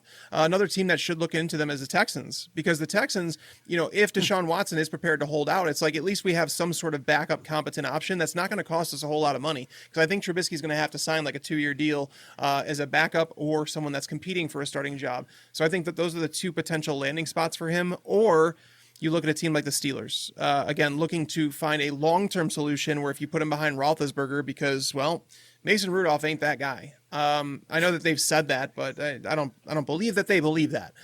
So just look for him to take a backup deal where maybe the starter gets hurt a lot, maybe they have some holdout question marks, or maybe they just want to put him in a competition. All right, Jameis Winston, tags. There's been a lot of discussion this offseason. Is he going to be the quarterback of the Saints? They say that's what they want. They've also had Taysom Hill out there, obviously, last year. We're still waiting for the Breeze decision, but I think we all know where that's going. So, in your mind, where is Winston, and is he indeed the starter of the New Orleans Saints in 2021? I believe he is with the Saints. I don't know if he is the starter, though, because he was saying he wanted to go with Sean Payton, and now that Drew Brees is expected to retire, we still haven't heard from him, have we? We haven't. You know what's funny? You just did the same thing where, as I'm saying, I'm going, we didn't hear that, right? Like, it felt like we've all just understood it, but no official announcements happened. He's got a contract to go announce. He's got all these things. He's playing with his kids at the end. He's hugging everybody. It seems like it's going. But we haven't gotten that announcement, and it's weird because I'm with you. Like, I almost stumbled and went, wait a minute. Is that true? Did that just come out of my mouth? Is that true? I hope so. Right. But then again, we're okay because that whole future past thing I said about earlier, so we're still getting that weird time loop, so it's cool. So tell me, do you think that he should be the starting quarterback? I mean, have you seen enough Taysom Hill where you just go, okay, I know what that is, but Winston is your better opportunity to really, stay the Saints, quote unquote? It's really difficult for me to say that Jameis is certainly the guy, and I know a lot of people are saying that, but I felt like it would have been an easier transition for the Saints as a franchise last year to go with Jameis when Brees got hurt, because Taysom is an entirely different offense. It's entirely different. So it's like, everybody's like, well, now that they have an entire offseason, they can go with Jameis. I'm like, well, I mean, they could have went to him last year, but Jameis willing to accept the $1 million deal that he took with the Saints last year. Was it 1 or 2 million, something like that? Basically, like, he was willing to take that because he wanted to go with Sean Payton. Even if they do look forward, even if they say, hey, we're going to have Taysom Hill, we're going to have you, we're going to decide what way we go, I think he would take that opportunity because either way, Taysom Hill, it's either he can beat him out in competition or he's still the backup in an offense that he wants to run. So I see him staying with the Saints. I do. Other teams that should look into him are the teams that, again, have some of these competitions, like the Bears. The Bears, I've heard Marcus Mariota being floated around there, and I would legit throw up everywhere. Well, we're still cleaning up the Tevin Coleman mess that we made earlier in the show. Have we not seriously though? Have we not learned enough about Marcus Mariota to write that one off? We have. I think so. I mean, I thought I knew that ahead of time. When I think it was here on this show before I worked here, we had a conversation. We were talking about that quarterback situation with both Tannehill and him, and I said Ryan Tannehill is going to be the guy there. I mean, have you not seen enough Marcus Mariota to figure that out? Tannehill's going to get a shot, and when he does, he's not going to look back. And here we are, 2 years later. Well, I mean, you look at the personnel they played with, and it was like Tannehill took over, and he just became the quarterback that everybody wanted Mariota to be. And Mariota losing some mobility as he gets older in his career, his accuracy was terrible in the pros. If you were to see the Bears, like let's say Mitch Trubisky was playing, and you're like, oh, Mitch Trubisky's not very good. You wonder if it's the offense, right? You wonder if it's like, is this an Adam Gase scenario where it's like the offense is just not very good? Like Matt Nagy's not calling a good offense. So when Nick Foles took over, you would expect Foles to at least play decent. Foles played terribly. So every quarterback, Chase Daniel played terribly under Matt Nagy. So at some point, Chase Daniel's terrible. Yeah, true. But he's made millions of dollars. He's made more than Aaron Jones. But no, in reality though, it's like that's the question you have to ask yourself with Trubisky. That's why I don't think you should shut the book on him. I'm not saying he's going to be great. I'm just saying you shouldn't shut the book because every quarterback that's played under Matt Nagy has been relatively terrible. So whereas, Mariota played in the same offense that Tannehill did, and Tannehill came in and played like an MVP. So, and he continued playing like that MVP in 2020. So, I would like to see the Bears potentially kick the tires on Jameis Winston. Again, the Dolphins, if they're not sold on Tua, because I mean, I'm being real here. I understand Tua people were touting him as the next big thing. I love when, I'm the king of keeping it real, but all of a sudden Mike just kind of threw down. You notice that, Yates? Like all of a sudden Mike's like, look, I just want to keep it real. Like all of a sudden, that was a lot. All right, go ahead, keep it real. I'm just brother. saying that Tua basically was ripped out of games last year by Brian Flores, and he had no qualms about doing it. So I don't think that we should automatically assume that Dolphins aren't going to add some sort of competition for Tua to say, hey, you screw up, we'll go this route. You know what I mean? Like Jameis Winston, will he cost you some games with some pick sixes? Probably. But the thing is, can he help you out if your defense is struggling a little bit? Tua wasn't able to do that last year. And again, it was a weird season, all that stuff. But, a team like the Dolphins should be kicking the tires on him. But ultimately, I do expect him to be back with the Saints. All right, Yates, I'm going to go to you here, and I want to talk to you about Winston. I asked Mike about Winston, and he talked about 6 other quarterbacks, which I love. Yeah. This is why Tags is Tags. He's the best. But give me back the Winston in your mind. Like, where is he? Is he New Orleans? Is it just as simple as that? Like, or do you think it's a more complex situation like Tags is saying, where there's moving pieces, where it could be the Bears, or it could be somebody you don't understand lying in the weeds that you don't expect? take him on as a project again. And I don't know how many times you could take guys on as a project before you realize that this project is doomed to fail. Now, I don't necessarily think that's the case with Winston. I think he was put in a tough situation there with Arians at times where, even with Brady, sometimes you've seen it when they're so aggressive when they don't always have to be aggressive. And the next thing you know, there's just more turnovers when you're that aggressive downfield. So I don't know if it's a little bit of both, but in your opinion, where does Winston help the most? Yeah, I think New Orleans would love to have him back next year, but they kind of screwed themselves with giving Taysom Hill that contract extension last year, and they've put themselves in a very dangerous situation here, very difficult situation to get out of with the cap. I mean, they've made a ton of restructures already and have tried to manipulate it. They're still like $40 million over the cap. So I think that the likelihood of Jameis Winston taking another $1 to $2 million deal, I just don't see that happening personally. I think New Orleans is going to have to roll into next season with Taysom Hill as the starting quarterback. If that's the case, Winston hits the free agent market. I think he's going to sign a 1-year deal. I don't see a team looking at what Winston did in his limited starting opportunities or throwing opportunities that he had. Throwing opportunities. Yeah, throwing opportunities. Is there even an S at the end sometimes? I wonder. Right. In New Orleans this past season, I don't see a team going, oh yeah, that's what we want to bring in as a, $80 million guy and on a 3-year contract or whatever. I just don't see that happening. So a team that I'd be really, really interested to see if they become players in the Jameis Winston sweepstakes, if you want to call it, Denver. If Denver looks at Jameis Winston and their offense and they say, okay, we have to compete with Patrick Mahomes in this division, well, let's get a guy who can take advantage of the receiving weapons that we've got here. Drew Lock is not the answer. Let's roll the dice on Jameis Winston, bring him in for a 1-year, $10 million deal. Let's see what he can do. If it doesn't work, then great. We'll go back to the drawing board next season. So that's a team that I'd be really interested to see what they do. But I do think that Winston's going to be playing elsewhere in 2021. All right, Yates, let's play a quick game with some of these other quarterbacks here. You tell me, are they competing for a job? Are they a backup? Or are they out of the league? Andy Dalton. I think he can compete for a job somewhere. Looking at some of the starting roles or openings that are across the league, Washington makes a ton of sense. After moving on from Alex Smith, I could see them being a player in in Andy Dalton's market. Ryan Fitzpatrick. So this is interesting. Heading into the show, even today as we were recording, I would have said that he's heading towards retiring. But we got a notification while we were recording that Ryan Fitzpatrick does intend to play next season. So I think Washington does make a ton of sense there if they want to roll the dice with Fitzpatrick. But he's just a bridge. I could see if Chicago misses on Deshaun Watson, Russell Wilson, and they don't want to go the Alex Smith route because of health reasons or whatever, let's roll with Ryan Fitzpatrick for a season. Let's make some magic. Jacoby Brissett. He's a backup. I could easily see him moving to following Nick Sirianni to Philadelphia to be that backup quarterback behind Jalen Hurts. And the reason why I'm just talking to Yates is because Mike's just laughing at all these guys. Give me your take on Tyrod Taylor.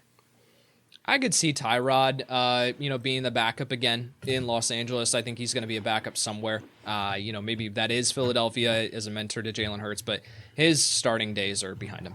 Okay, and last, let's talk about Cam Newton, because I guess we have to. Man, I think...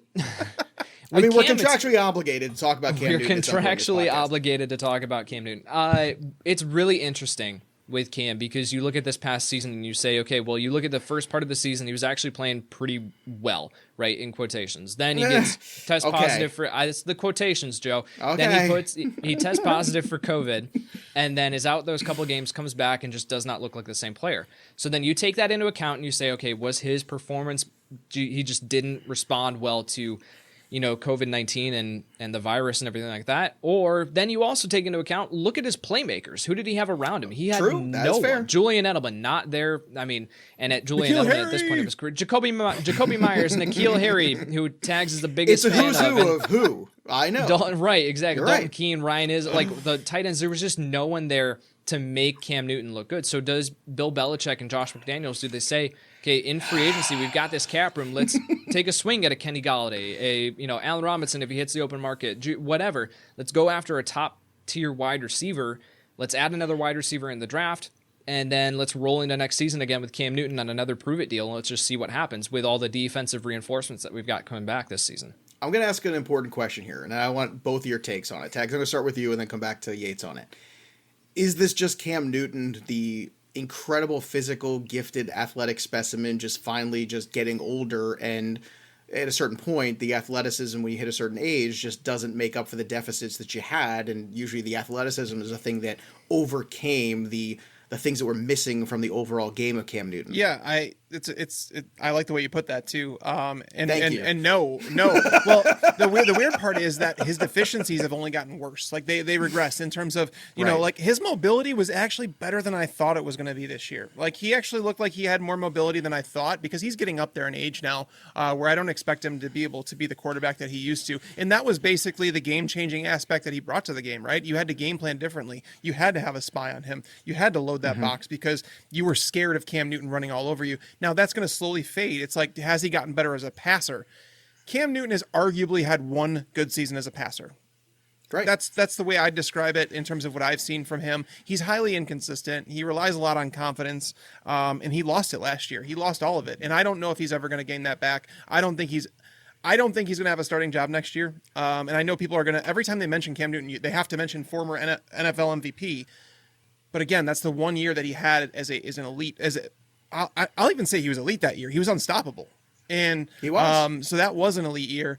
But we're past that point. And again, if he starts losing some of that mobility, it's like you're losing the part that made up for some of that lack as a passer. So no, I don't see him starting next year. Ryan Fitzpatrick, though, I want to chime in on that. He would be my number 2 quarterback. Like, I would prefer him over Jameis Winston. If you're a team that's built to win now, I would 100% like to go with Ryan Fitzpatrick. I think that he's a guy that should be in play for, you know, teams like the Bears, like Washington. Those are the teams that should be in on him. Yates, do you think there's something to what I said, to putting that out there about Cam, where, you know, and maybe it's also something to take into effect with some of these young quarterbacks we've seen come into the league and just take it by storm, where the athleticism is off the charts, but it seems like Josh Allen's made a lot of strides as a passer year over year. It seems like Kyler Murray year over year has been able to really kind of develop in that way, whereas, you know, just the raw God-given talent, size, speed, all these things, you know, kind of makes up for the deficits at times that, you know, they don't really show up, because what he's able to do athletically at times, Cam Newton could just overcome those deficits. But as you get older, you can't do that as much. Is that kind of what we're seeing? Or is it just a confidence issue? Or is it just a combination of the confidence / you know, the health that you mentioned last year with COVID? Because it feels to me like there's a good chance that Cam Newton's on TV next year, and it's a better chance that it's actually talking about football than playing football. Wow. No, I think that he will still be in the NFL. Like, you guys are talking about him like he's 37, 38 years old. Like, he's still only 30, 31. So I think, yes, the athleticism is not what it was when he was 24. But Yates, isn't that kind of what's happening to a certain, I don't want to interrupt you, but like, isn't that kind of what's happening a little bit? Like, where you're seeing guys get out of the game earlier and earlier in the last 5-6 years, where guys who are 30, 31 look at it and go, well, I made a ton of money. I have options. Cam's a good looking guy. You know, he could go out there tomorrow and get a job on, you know, any of the networks talking football. Do you think there's some kind of element of that where, you know, the confidence might have been shaken that much last year? I don't think so, because everything that I've seen from Cam this offseason has indicated that there's a video of him saying that there are not 32 other better quarterbacks in the NFL. So he plans on playing next year. He plans on competing, and I don't think he's going to take a backup role anywhere. Like, a backup role would be a ton of fun in Baltimore. Like, get Cam Newton and Lamar Jackson on the field at the same time. That would just be a ton of fun. But I don't think that he's going to do that. I think he's going to push for a starting role, and now whether or not he gets it, that's another conversation. But you also have to consider, like, Tags, you talked about the one great year that he had as a passer. Well, even the supporting cast, the cast that he had around him in his days in Carolina towards the end, that when he was there, and then even in New England last season, they weren't great. They weren't fantastic. So I just think that if I'm heading into next season and I do decide to go with Cam Newton, I've got to do everything I can to build a supporting cast around him in order for him to be successful, which is every other quarterback in the NFL. Sure. No quarterback in the NFL can succeed with the receiving core that Cam Newton had. Tom last Brady year. could. You've got to surround them. I knew it. But he didn't. I knew. If I had $1 million, I would have bet it on him saying Tom Brady could. I knew he was going to say it. I knew it. God. Don't listen to him. Don't fall into that. Anyway, I just think that with Cam Newton, I still think that he is going to have a starting role next year. Yes, the athleticism is not what it was when he was 24, 25, 26, whatever. And yes, he is not the greatest passer in the world. I'm not debating that. I'm not saying that he's a great passer. But what I'm saying is that I still think that he can be fantasy relevant because of if he is in New England, what they did with him as a runner and then you surround him with the supporting cast that can take some of the pressure off, where he doesn't have to beat you with his arm. You let the playmakers create for him. So that's kind of what I wanted to say there. Real quick, so what team can you see him starting for? Because the Patriots are obviously out. It was a damning thing towards Cam when Bill Belichick came out and said, we had our backs up against the wall. We had no choice but to sign Cam Newton, basically. So therefore, he's not coming back to New England. That's not happening. I think the only team that all reports are saying that Bill Belichick has been raving about Cam Newton this offseason. So you say it as if there's 100% chance, that he's not back in New England. I don't think so. I think there's a very strong possibility that he's back in New England. Now, I could see them adding in competition. I could see them do whatever, but you say it like it's definitive. Is that I don't Belichick think so. Trying to get a comp pick? I don't know. I don't know what exactly. I'm just telling you that that's what the news is. So I just think that New England makes the most sense as far as the role that he could have. Do we see him end up back in Washington with Ron Rivera? Does that happen? Like, is that a possibility? Absolutely. But here's the thing with that, guys. I just don't see a place for him. Why didn't that happen last year? That's the thing that I couldn't wrap my mind around. They still had Haskins at that time, though. That was like when they hadn't given up on him. No, I understand. Look, and I understand they came into a situation, Rivera, where the previous regime or the organization had already made an investment in Haskins, and that was a dicey thing. And it's my first year. I don't want to rock the boat. Let me come in and give this kid a chance, and maybe he is the next guy. So I get that. But I was just shocked when the guy that he brought with him from Carolina was Kyle Allen and not Cam Newton. I thought that spoke a lot of volumes to me. To me, that was very telling, which is why I did not want the Patriots to go down that well. It was a game of musical chairs. At the end of the day, there was no chairs left, and Cam Newton was like, well, hey, maybe the Patriots. And the Patriots said, hey, maybe you, Cam. You know what? We kind of need each other. It was a marriage of convenience, but I think at the end, it's going to be a divorce for them. All right, so let's talk about the tight ends here, and you could take them as kind of tiers if you want, or kind of go through them. It's Hunter Henry from the Chargers, Jonnu Smith of the Tennessee Titans. I think let's kind of start with that tier. Tags, what are your thoughts on these two guys? Can they help somebody and become or stay fantasy relevant? Look, Jonnu got off to a great start last year, and then injuries didn't help, and Hunter Henry's had more than his share of injuries. So these are two investments that don't come without risk. Jonnu Smith is the one that I would want as an NFL franchise. I agree. Like he's that dude. Like if you're in a dynasty league, like buy Jonnu Smith right now, because I was looking at his cost. It's true. Like tight end 15, tight end 16 his ADP right now in startups. So he's being undervalued. I think that he's someone that, depending on the landing spot, but again, whoever pays Jonnu Smith is paying him because they have a void at the position and they have a need they're trying to fill. If he stays with the Titans, I don't even think it's a bad thing. They have a new offensive coordinator. They have no pass catchers. He has chemistry with Ryan Tannehill. So there's a lot of things I love about Jonnu Smith right now. Some of the teams that I was going through that definitely could use some tight end help. If the Chargers, if they move on from Hunter Henry, they need a tight end. We could see the Colts show some interest. We've heard Bill Belichick rave about Jonnu Smith. And if you're talking about a team that, that's a good He fit. gave him like a number one, like he's like one of the top tight ends in the game is what he said. So if he really means that they have money to spend, go out there and get him. Jonnu Smith is a guy that you could, again, build. They're rebuilding the franchise. Rebuild with Jonnu Smith there. He's someone that can block. He's someone who can create after the catch. He gives Cam Newton or whoever their quarterback is another weapon in the passing game because they really don't have that number one receiver. Sorry, N'Keal Harry supporters. Wait, they exist? I didn't even know if they. I was gonna say, who are they? Those two guys? Yeah, no, I mean, basically that's what I'm saying. So the Patriots are a team, the Jaguars are another team, because if the Jaguars are going to be in the wide receiver mix, why not try and upgrade a tight end? I mean, we've already been through the Tyler Eifert experiment. Josh Oliver is someone that we haven't even seen really on the field very much. Jonnu Smith is a guy that's legitimately going into year number 5 in like a prime breakout age. He's 25 years old. Tight ends, people lose touch of that so often. They want to write off tight ends because they didn't dominate, in their first 3 or 4 years in the league. Rob Gronkowski is the only tight end that I've tracked going back to 2000 who has finished as a top 3 tight end before 25 years old. It's kind of ridiculous. Hernandez didn't do it either? Nope. Okay. No, I go back to it, all those guys, and that's what I'm saying. It's 25 is like the breakout age for tight ends in terms of that's when you start looking at elite potential. Jonnu Smith just needs the opportunity. And I know Yates agrees with me on this one because he's a big fan. Well, yeah. But Hunter Henry, he's a guy that all I see is his stock going down because I don't think he's uber talented. I think he's worked in that offense in terms of his quarterbacks who he played with. Even with Justin Herbert, he wasn't playing particularly well, but Phillip Rivers always had that connection to his tight ends where he loved targeting. And it's not just because he had Antonio Gates. When Gates missed time, it was just like the guys behind him were producing. But we didn't see that with Hunter Henry, and that's why the Chargers might be willing to move on. All right, these two tight ends for you, Yates. Do you think Jonnu sticks around or goes somewhere like New England? I think that my favorite landing spot for Jonnu Smith is the Jets. And it's not just because they have a ton of cap space, but I talked about Michael LaFleur coming over as the offensive coordinator from San Francisco. Do you guys see where I am going with this? Make Jonnu Smith the George Kittle of that offense. I see where you're going. Well, Jonnu Smith and George. Well, because I said it. Though. Jonnu Smith and George Kittle are both top 5 in the NFL as far as rack ability, run after the catch at the tight end position. That's what they both bring to the table. Jonnu Smith would thrive in this offense as a receiving option for Sam Darnold, or if they bring in Zach Wilson or, Justin Fields, Trey Lance, whoever that quarterback is next season, they need a solid receiving option, and that tight end is integral to that offense. Give him Jonnu Smith there in New York. I think that he would ascend to a top 5 fantasy football tight end.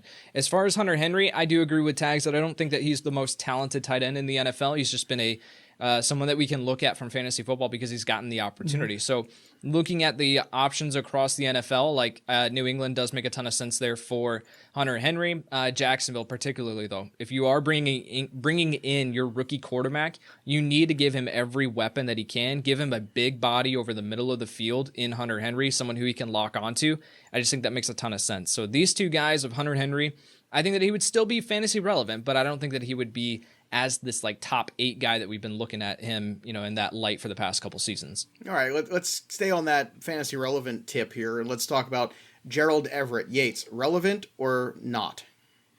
He could be relevant. I think that he's got the talent. He's got the previous draft capital that a team is going to look at and say, we can bring him in. He's flashed when he's gotten the opportunities in Los Angeles. It's just been that he's been sharing that workload with Tyler Higbee. We've talked about it, at length about when one of these guys is out of the lineup, the other one produces. Mm-hmm. So Gerald Everett has the talent. I think he can be a sneaky signing for a team to bring in and compete for a starting tight end job. I don't think that he's going to get starter money or anything like that just based on his previous production, but I do think that he can be a sneaky signing and someone who I'm willing to keep my eye on for fantasy football. Tags, is he fantasy relevant for you? I don't think he's fantasy relevant per se. We obviously have Kyle Pitts coming in. We've heard trade talks about Evan Ingram being potentially moved to a team, maybe like a team like Buffalo looking at him. There's a couple tight ends in this class I could see, coming on to play.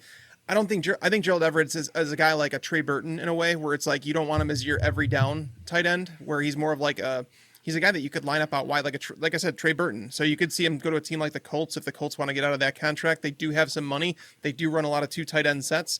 A lot of people talk about, the Eagles potentially trading Ertz and then drafting another tight end or bringing in another tight end. They no longer have the same offensive system, so it might not be a whole bunch of 2 tight end sets anymore for them. So I'm not really buying into that. So Gerald Everett, I don't think he lands a starting job anywhere. I don't think we've seen enough out of him to say he's for sure the guy you're going to build around at tight end. All right, Rob Gronkowski, is he back again next year, or is he done, Mike? He's going to be back with the Bucs. I think that's going to be an insurance policy for O.J. Howard, who really bad injury. The Achilles coming off that. O.J. Howard was a guy that he produced more than Gronkowski before he got hurt, and with Tom Brady just developing that chemistry because it was going to take some time. But O.J. Howard coming back from the Achilles, I think they have to have an insurance plan. They still have. Is Brate a free agent too, or I know he's coming up to the end of his contract. But either way, they have to have some sort of insurance policy. But Gronk is not playing without Brady. I think we learned that before. How about Gronk for you, Yates? Yeah, same thing. He said Gronk's not playing without Brady. That I completely agree. So if Tampa Bay doesn't have him back next year, then he'll just retire again. All right, last 2, Jared Cook and Alie-Cox. Yates, you got any love for these guys, where they could end up, or are they fantasy relevant for you? Jared Cook, I think, is going to retire.